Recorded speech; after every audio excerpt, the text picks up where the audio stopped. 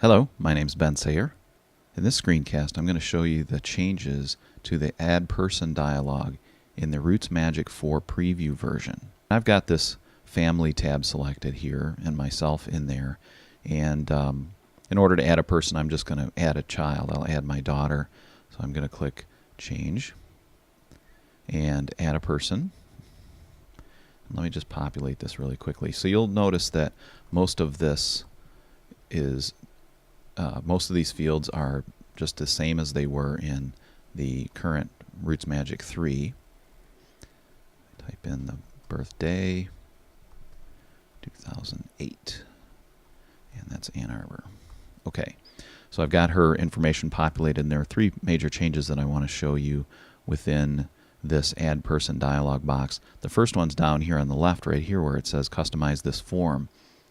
So this is a little link to this functionality that if you click this one time, which I'm going to do right now, you'll get this dialog box that allows you to add facts to this form. So they can be there each time you fill out the Add Person box, or you can remove a fact that you don't want to be there anymore. So you can see we've got birth, death, and burial as facts. If we want to change those, we want to add something to them, we can just click that plus button and then select from this list of facts what we want to add. So say we want to add some LDS things. So let's do that. And then if we click select down here, that'll add it to the form. We can also, from this location, add a new fact type if we want, or edit one of these facts by clicking the edit button.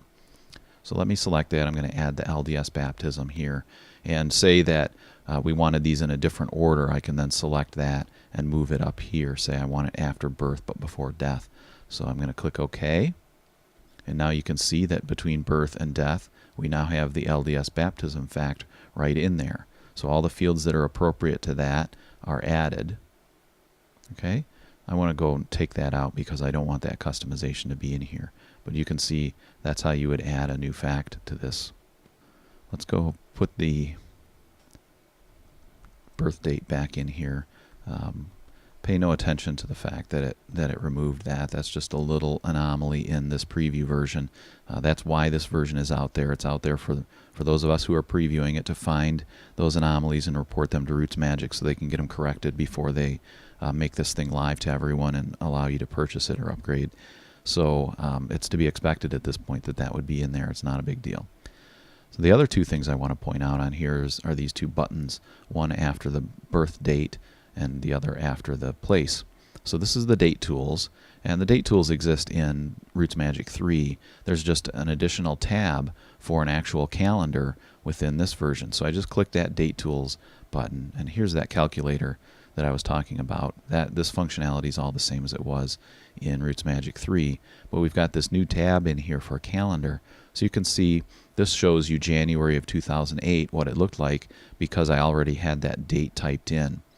But if you didn't have a date in there and you clicked on this, it would show this calendar, and you could just move to the year and the month and the day that you wanted to select and just select it like a date picker.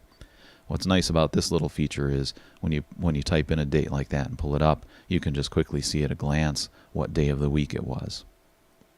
So I'm going to close that. And the last thing I want to show you here is under the place list. So I've already populated a place, but you could click this place list on a fact that doesn't have a place listed and just select it. In this case I already have it, so if I wanted to select it I could just find it here and then select it. So you'll notice we've got latitude and longitude information in here for Ann Arbor, Michigan, and the change to this dialog box is really this Geocode button. So the Geocode button is all about getting these latitude and longitudes. So what this Geocode button in the place list dialog does is it offers to go out on the internet and discover latitude and longitude information for any place in your place list that doesn't already have it. So I don't want to do that right now, but that does in one fell swoop will try to populate any of these. You can do a single geocode at a time simply by having a place selected and then clicking edit. And I'll cover this dialog, changes to this dialog at a later screencast. But you've got this Geocode button right here, so you can see we've got zeros for the latitude and longitude. And if I click Geocode, it goes out on the net and discovers the latitude and longitude for Ann Arbor, Michigan, and adds those right there. So I'm just going to click OK to accept that, so you can see it's updated it there. I'll click Select again, and now we're back to the Add Person.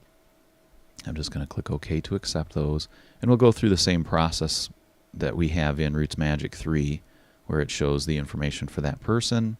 I'm going to click Close, and it'll ask me if I want to add another child or not. In this case, I only have the 2, so I'm just going to click No.